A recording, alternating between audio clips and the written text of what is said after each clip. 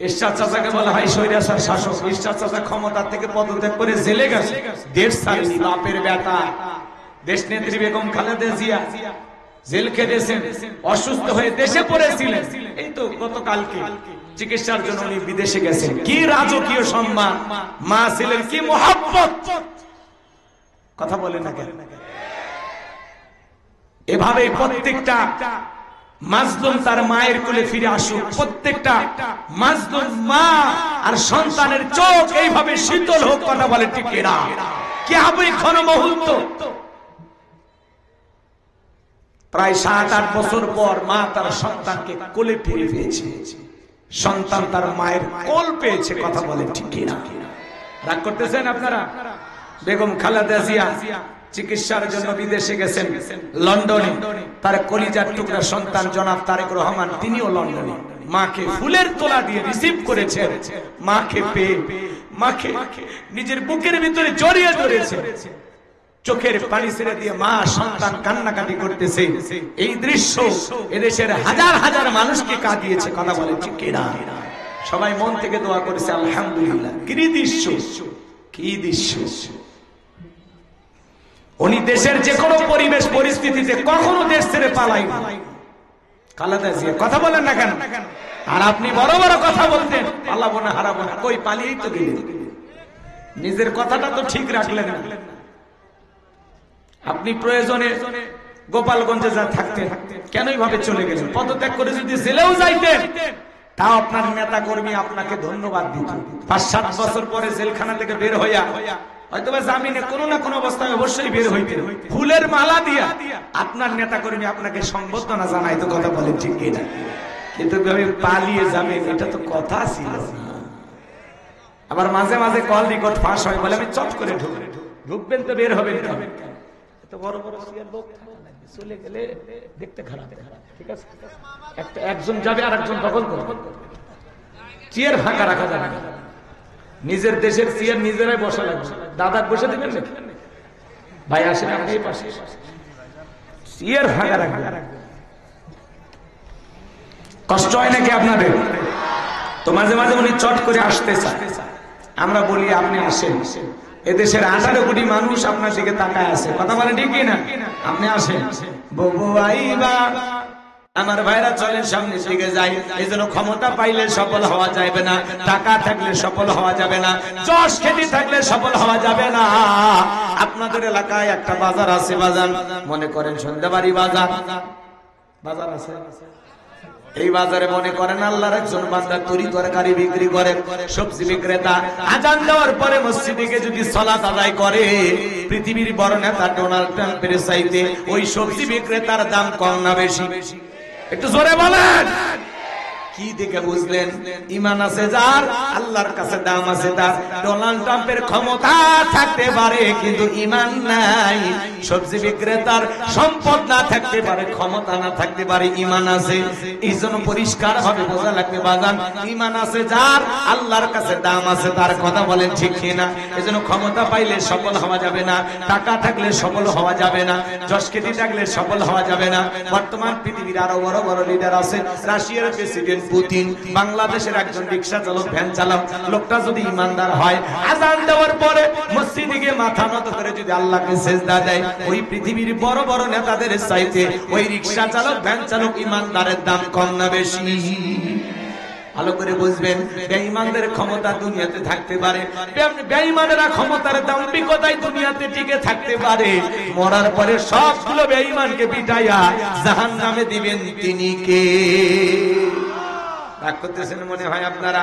এজন্য বাজান গো আমার, বেঈমানের ক্ষমতার দিক দিয়ে, টাকার দিক দিয়ে, রাজত্বের দিক দিয়ে দুনিয়াতে সফল হতে পারে, মরার পরে সবগুলো বেঈমানকে পিটা আল্লাহ জাহান্নামে দিবে। আর ঈমানদাররা দুনিয়াতেও সফল, আখিরাতেও সফল। আল্লাহু আকবার বলেন। এজন্য বাজান গো আমার, ঈমান এনেছে যারা, আল্লাহর কাছে দামি বান্দা হতে পারবে তারা। ঈমান এনেছে যারা, দুনিয়া আখিরাতে সফল হতে পারবে তারা, কথা বলেন ঠিক কিনা? আপনার চেহারা কালো হোক, ফর্সা হোক, লম্বা হন, খাটো হন, ধনী হন, গরিব হন, তাতে কোনো সমস্যা নাই। আপনার ভিতরে ঈমান আছে, আল্লাহর কাছে আপনার দাম আছে।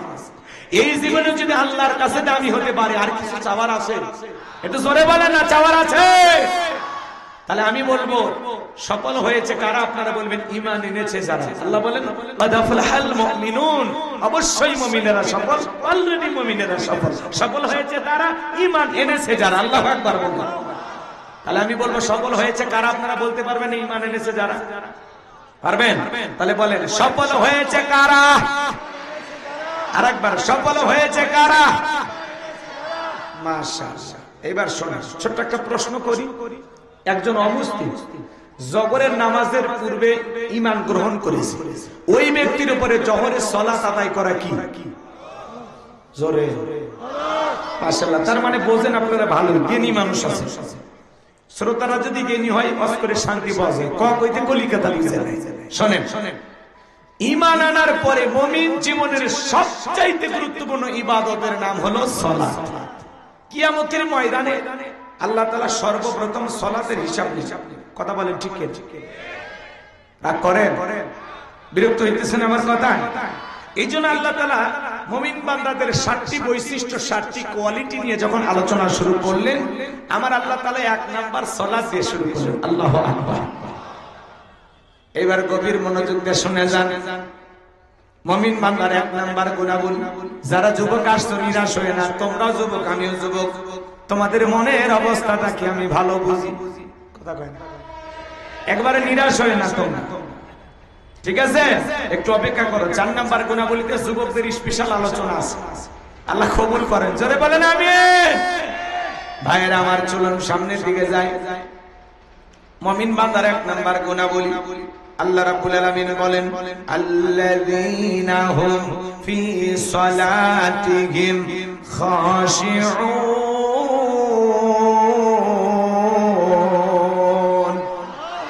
মুমিন বান্দার 1 নাম্বার গুণাবলী, যারা নিজেদের সালাত বিনয়ের সহিত, নম্রতার সহিত, আল্লাহর ভয় নিয়ে আদায় করে। বলেন তো বাজান, সালাত আদায় করতে হবে কার ভয় নিয়ে? গভীর মনোযোগ দিয়ে কথাগুলো শুনবেন। আল্লাযীনা হুম ফি সালাতিহিম খাশিউন, যারা নিজেদের সালাত বিনয়ের সহিত, নম্রতার সহিত, আল্লাহর ভয় নিয়ে আদায় করে। অন্তরের ভিতরে খুশু খুশু ভাব নিয়ে, আল্লাহর ভয় নিয়ে। এই আয়াতের ব্যাখ্যায় তাফসীরি কারকেরা লিখেছেন, তাফসীর ইবনে কাসির থেকে বলছি বাজার, অন্তরের ভিতরে সুচিন্তা, দুশ্চিন্তা, কুশ্চিন্তা, বিবির কথা, সংসারের কথা, ব্যবসা বাণিজ্যের কথা, দুনিয়াবি কোনো চিন্তা ভাবনা মনের মধ্যে রাখা যাবে না। টেনশন মুক্ত হৃদয় নিয়ে, আল্লাহর ভয় নিয়ে সালাতে দাঁড়াইতে হবে। ইয়া আইয়ুহাল্লাযীনা আমানুত্তাকুল্লাহ, হে ঈমানদারগণ, আমি আল্লাহকে ভয় করো। হাক্কা তুকাতিহি, ভয় করার মতো ভয় করো। আল্লাহু আকবার। কষ্ট হয়? বিরক্ত হইতেছেন আমার কথায়? ভালো করে বুঝবেন কিভাবে সালাত আদায় করবেন। আম্মা জান আয়েশা ডেকে বলেন, নবীজি নামাজের ভিতরে এত লম্বা সময় ধরে দাঁড়িয়ে থাকতেন, মাঝে মাঝে তাকায় দেখতাম নবীজির পা মোবারক ফুলে উঠেছে। আম্মা জান আয়েশা আরো দেখে বলেন, নবীজি এত লম্বা সময় ধরে রুকু করতেন, সিজদা করতেন, মাঝে মাঝে মনে হয় নবীজি আর কোনোদিন সিজদা থেকে মাথা উঠাবেন না।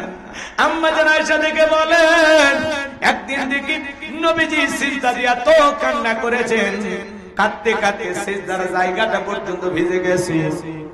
নবীজি যখন সিজদা থেকে মাথা উঠাইলেন, আম্মা জান আয়েশা জিজ্ঞাসা করে, নবী গো, এত কান্না কেন করেছেন, কি হয়েছে আপনার? নবী আমার দিকে বলে, আয়েশা, আমি তো আমার জন্য কাঁদি না, আমি কাঁদি আমার গুনাহগার উম্মতের জন্য। আল্লাহর কাছে কেঁদে কেঁদে বলি, আল্লাহ, আমার গুনাহগার উম্মতের গুনাহগুলো মাফ করে দাও, আমার গুনাহগার উম্মতকে ওই কঠিন জাহান্নামের আগুন থেকে মুক্তি দাও। এ বাজার, আপনার আমার গুনাহ মাফের আশায় বিশ্ব নবী যদি আল্লাহ তাআলার কাছে দোয়া করেন, আপনি আমি হলাম মূল ভিকটিম, মূল আসামি, মূল অপরাধী। গুনাহ করতে করতে নিজের জীবনটাকে আমরা শেষ করে ফেলে দিয়েছি। তাহলে বলেন তো বাজার, নিজেদের গুনাহ মাফের জন্য সিজদা দিয়ে আল্লাহর কাছে কান্না করার দরকার আছে না নাই? 5 ওয়াক্ত সালাত, এটা তো রবের বাধ্যতামূলক অর্ডার, আপনাকে আমাকে পড়তেই হবে, আদায় করতেই হবে। কথা বলেন ঠিক কি না? 5 ওয়াক্ত সালাত নফল না ফরজ? জোরে বলেন। 5 ওয়াক্ত সালাত ফরজ, পাশাপাশি রাতের 1টা, 2টা, 3টার দিকে ওইটা বিবির ভালোবাসা ত্যাগ করে, আরামের বিছানা ত্যাগ করে, ঠান্ডা পানি দিয়া ওযু বানায়া নিরালাই নিবৃত্তিতে যাই নামাজে দাঁড়িয়ে যায় যারা, আল্লাহর প্রিয় গোলাম হতে পারবে তারা। কারণ এই নামাজ দুনিয়ার কাউকে দেখানোর জন্য নয়, এই নামাজ হলো একমাত্র আল্লাহ তাআলাকে পাওয়ার জন্য। কথা বলেন ঠিক কিনা? কুলিন্না সালাতি ওয়া নুসুকি ওয়া মাহইয়ায়া ওয়া মামাতি লিল্লাহি রাব্বিল আলামিন।